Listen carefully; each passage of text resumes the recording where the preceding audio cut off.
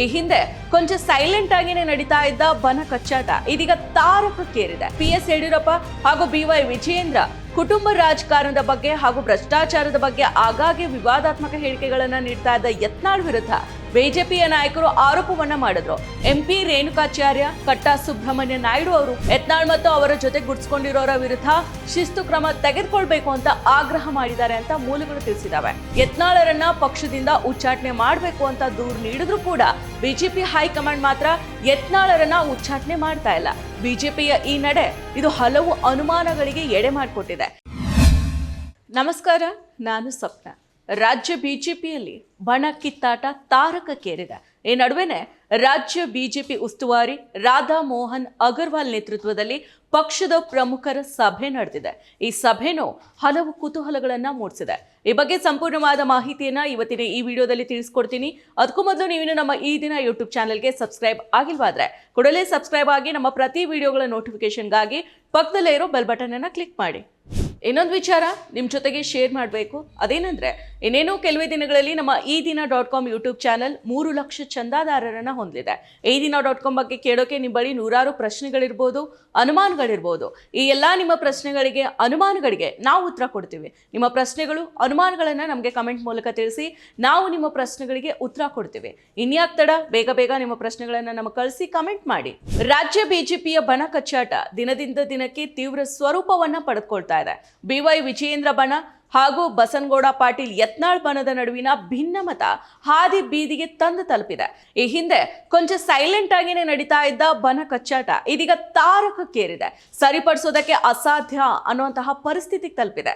ಬನ ಬಡಿದಾಟದಿಂದ ಮನೆಯೊಂದು 3 ಬಾಗಿಲು ಅನ್ನುವಂತಾಗಿರೋ ರಾಜ್ಯ ಬಿಜೆಪಿಯಲ್ಲಿನ ಭಿನ್ನಮತವನ್ನ ಶಮನ ಮಾಡೋದಕ್ಕೆ ರಾಜ್ಯ ಬಿಜೆಪಿ ಉಸ್ತುವಾರಿ ರಾಧಾ ಮೋಹನ್ ದಾಸ್ ಅಗರ್ವಾಲ್ ಅವರು ರಾಜ್ಯಕ್ಕೆ ಆಗಮಿಸಿದ್ದಾರೆ. ಬಿಜೆಪಿಯಲ್ಲಿನ ಬಣ ಬಡಿದಾಟಕ್ಕೆ ಅಂಕುಶ ಹಾಕೋದಕ್ಕೆ ರಾಜ್ಯ ಬಿಜೆಪಿ ಉಸ್ತುವಾರಿ ರಾಧಾ ಮೋಹನ್ ಅಗರ್ವಾಲ್ ನೇತೃತ್ವದಲ್ಲಿ ಪಕ್ಷದ ಮುಖಂಡರ ಸಭೆ ನಡೆದಿದೆ.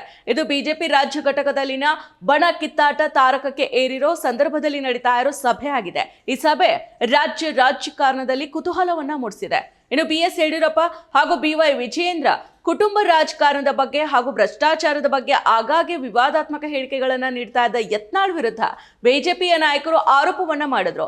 ಇನ್ನು ಪಕ್ಷದ ಆಂತರಿಕ ವಿಚಾರಗಳು ಹಾಗೂ ನಾಯಕರ ಕುರಿತು ಯಾವುದೇ ಹೇಳಿಕೆ ನೀಡದಂತೆ ಬಿಜೆಪಿ ಶಾಸಕ ಬಸನಗೌಡ ಪಾಟೀಲ್ ಯತ್ನಾಳ್ ಅವರಿಗೆ ಪಕ್ಷದ ಕೇಂದ್ರೀಯ ಶಿಸ್ತು ಸಮಿತಿ ತಾಕೀತನ್ನ ಮಾಡಿತ್ತು. ಹಾಗೇನೆ ಶೋಕಾಸ್ ನೋಟಿಸ್ ಅನ್ನ ಕೂಡ ನೀಡಿತ್ತು. ಇನ್ನು ಬಿಜೆಪಿ ರಾಜ್ಯ ಘಟಕದ ಅಧ್ಯಕ್ಷ BY ವಿಜಯೇಂದ್ರ ಹಾಗೂ ಪಕ್ಷದ ನಾಯಕ BS ಯಡಿಯೂರಪ್ಪ ವಿರುದ್ಧ ಬಂಡಾಯವನ್ನ ಸಾರಿರೋ ಕಾರಣಕ್ಕೆ ಶೋಕಾಸ್ ನೋಟಿಸ್ ಪಡೆದಿದ್ದ ಯತ್ನಾಳ್ ತಮ್ಮ ತಂಡದ ಜೊತೆಗೆ ಅಂದ್ರೆ ರಮೇಶ್ ಜಾರಕಿಹೊಳಿ, ಕುಮಾರ್ ಬಂಗಾರಪ್ಪ, ಅರವಿಂದ್ ಲಿಂಬಾವಳಿ ಸೇರಿದಂತೆ ಎಲ್ಲರೂ ದೆಹಲಿಗೆ ತೆರಳಿದ್ರು. ಬಿಜೆಪಿ ನೀಡಿದ್ದ ಶೋಕಾಸ್ ನೋಟಿಸ್ಗೆ ಉತ್ತರವನ್ನ ನೀಡಿರೋ ಬಸನಗೌಡ ಪಾಟೀಲ್ ಯತ್ನಾಳ್ 6 ಪುಟಗಳುಳ್ಳ ಸುದೀರ್ಘವಾದ ಶಿಸ್ತು ಸಮಿತಿಯ ಸದಸ್ಯ ಕಾರ್ಯದರ್ಶಿ ಓಂ ಪಾಠಕ್ ಅವರಿಗೆ ನೀಡಿದ್ದಾರೆ. ತಾವು ಪ್ರಸ್ತಾಪಿಸಿರೋ ವಿಷಯಗಳ ಕುರಿತು ನಾಯಕರು ಹಾಗೂ ಕಾರ್ಯಕರ್ತರ ಅಭಿಪ್ರಾಯಗಳನ್ನ ಪಡೆಯೋದಕ್ಕೆ ನಾಯಕರನ್ನ ಕಳಿಸಬೇಕು ಅಂತ ಯತ್ನಾಳ್ ಒತ್ತಾಯ ಮಾಡಿದ್ದಾರೆ. ಇನ್ನು ಶಿಸ್ತು ಸಮಿತಿಯ ಭೇಟಿಯ ಬಳಿಕ ನಾನು ಸಮಾಧಾನ ಆಗಿದ್ದೇನೆ ಅಂತ ಯತ್ನಾಳ್ ಹೇಳ್ಕೊಂಡಿದ್ದಾರೆ. ಇನ್ನು ರಾಜ್ಯ ಬಿಜೆಪಿ ಉಸ್ತುವಾರಿ ರಾಧಾ ಮೋಹನ್ ದಾಸ್ ಅಗರ್ವಾಲ್ ನೇತೃತ್ವದಲ್ಲಿ ನಡೆದ ಸಭೆಯಲ್ಲಿ ಬಿಜೆಪಿಯ ಸಂಸದೀಯ ಮಂಡಳಿ ಸದಸ್ಯ BS ಯಡಿಯೂರಪ್ಪ, ರಾಜ್ಯ ಘಟಕದ ಅಧ್ಯಕ್ಷ BY ವಿಜಯೇಂದ್ರ, ವಿರೋಧ ಪಕ್ಷದ ನಾಯಕ R ಅಶೋಕ್, ಸದಾನಂದ ಗೌಡ, ಜಗದೀಶ್ ಶೆಟ್ಟರ್, ಕೇಂದ್ರ ಸಚಿವ ಪ್ರಹ್ಲಾದ್ ಜೋಶಿ, ವಿಧಾನ ಪರಿಷತ್ ಸದಸ್ಯ CT ರವಿ ಮತ್ತು ಇತರರು ಭಾಗಿಯಾಗಿದ್ರು. ಇನ್ನು ವಿಜಯೇಂದ್ರ ಬಣದಲ್ಲಿ ಗುರ್ಸ್ಕೊಂಡಿರೋ MP ರೇಣುಕಾಚಾರ್ಯ, ಕಟ್ಟಾ ಸುಬ್ರಹ್ಮಣ್ಯ ನಾಯ್ಡು ಅವರು ಕೂಡ ಸಭೆಗೆ ಮೊದಲೇ ರಾಧಾ ಮೋಹನ್ ಅಗರ್ವಾಲ್ ಅವರನ್ನ ಭೇಟಿ ಮಾಡಿದ್ರು. ಯತ್ನಾಳ್ ಮತ್ತು ಅವರ ಜೊತೆ ಗುರ್ಸ್ಕೊಂಡಿರೋರ ವಿರುದ್ಧ ಶಿಸ್ತು ಕ್ರಮ ತೆಗೆದುಕೊಳ್ಬೇಕು ಅಂತ ಆಗ್ರಹ ಮಾಡಿದ್ದಾರೆ ಅಂತ ಮೂಲಗಳು ತಿಳಿಸಿದಾವೆ. ಇನ್ನು ಈ ಸಭೆಯಲ್ಲಿ ಬಣ ಬಡಿದಾಟಕ್ಕೆ ಮದ್ದು ಅರಿಯೋ ಜೊತೆಗೆ ಉಪಚುನಾವಣೆಯಲ್ಲಿ ಬಿಜೆಪಿಗೆ ಸೋಲಾದ ಬಗ್ಗೆನೂ ಕೂಡ ಚರ್ಚೆ ನಡೆದಿದೆ. ಇದ್ರ ಜೊತೆಗೆ ಬೆಳಗಾವಿಯಲ್ಲಿ ಸೋಮವಾರದಿಂದ ನಡೆಯಲಿರೋ ಚಳಿಗಾಲದ ಅಧಿವೇಶನದಲ್ಲಿ ಸರ್ಕಾರದ ವಿರುದ್ಧ ಹೋರಾಟ ನಡೆಸೋ ಬಗ್ಗೆನೂ ಕೂಡ ಸಮಾಲೋಚನೆ ನಡೆದಿದೆ ಅಂತ ಹೇಳಲಾಗ್ತಾ ಇದೆ. ಇನ್ನು ಮಲ್ಲೇಶ್ವರಂದಲ್ಲಿರೋ ಬಿಜೆಪಿ ಕಾರ್ಯಾಲಯದಲ್ಲಿ ಡಿಸೆಂಬರ್ 7ರಂದು ಕೋರ್ ಕಮಿಟಿ ಸಭೆ ನಡೆದಿದೆ. ಯತ್ನಾಳ್ ವರ್ಸಸ್ ವಿಜಯೇಂದ್ರ ಅಥವಾ ಯತ್ನಾಳ್ ವರ್ಸಸ್ ಬಿಜೆಪಿ ಅನ್ನೋದು ಕರ್ನಾಟಕದಲ್ಲಿ ಇಲ್ವೇ ಇಲ್ಲ. ನಾನು ಬಿಜೆಪಿಯ ಬದ್ಧತೆಯುಳ್ಳ ಕಾರ್ಯಕರ್ತ. ಕರ್ನಾಟಕದಲ್ಲಿ ನಮ್ಮ 71 ಲಕ್ಷ ಕಾರ್ಯಕರ್ತರಿದ್ದಾರೆ. ಪ್ರತಿಯೊಬ್ಬ ವ್ಯಕ್ತಿಗೂ ಕೂಡ ಅವರದೇ ಆದ ವ್ಯಕ್ತಿತ್ವ ಇರುತ್ತೆ. ಅವರ ವ್ಯಕ್ತಿತ್ವ ಸರಿನೇ ಅಥವಾ ತಪ್ಪೆ ಅನ್ನೋದಕ್ಕೆ ಸಮಯನೇ ಉತ್ತರ ಕೊಡಲಿದೆ. ಶೋಕಾಸ್ ನೋಟಿಸ್ಗೆ ಬಸನಗೌಡ ಪಾಟೀಲ್ ಯತ್ನಾಳ್ ನೀಡಿದ ಉತ್ತರವನ್ನ ಗಮನಿಸಿ ಮುಂದಿನ ಕ್ರಮದ ಬಗ್ಗೆ ಪಕ್ಷ ನಿರ್ಧಾರ ಮಾಡುತ್ತೆ.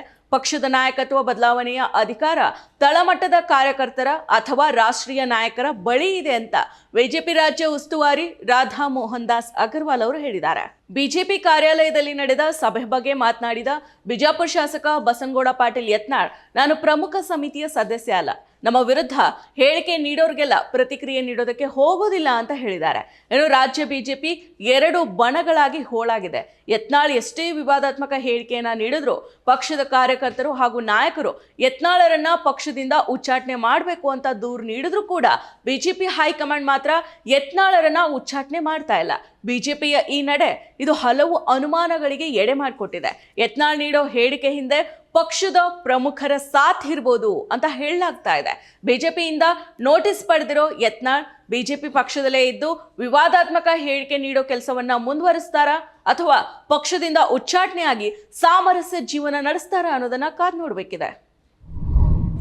ಮತ್ತಷ್ಟು ವಿಶೇಷ ವಿಡಿಯೋಗಳನ್ನು ನೋಡಲು ಮತ್ತು ಹೊಸ ವಿಡಿಯೋಗಳ ಬಗ್ಗೆ ತಿಳಿಯಲು ಈ ದಿನ .com ಯೂಟ್ಯೂಬ್ ಚಾನೆಲ್ ಸಬ್ಸ್ಕ್ರೈಬ್ ಮಾಡಿ ಮತ್ತು ಬೆಲ್ ಐಕಾನ್ ಕ್ಲಿಕ್ ಮಾಡಿ.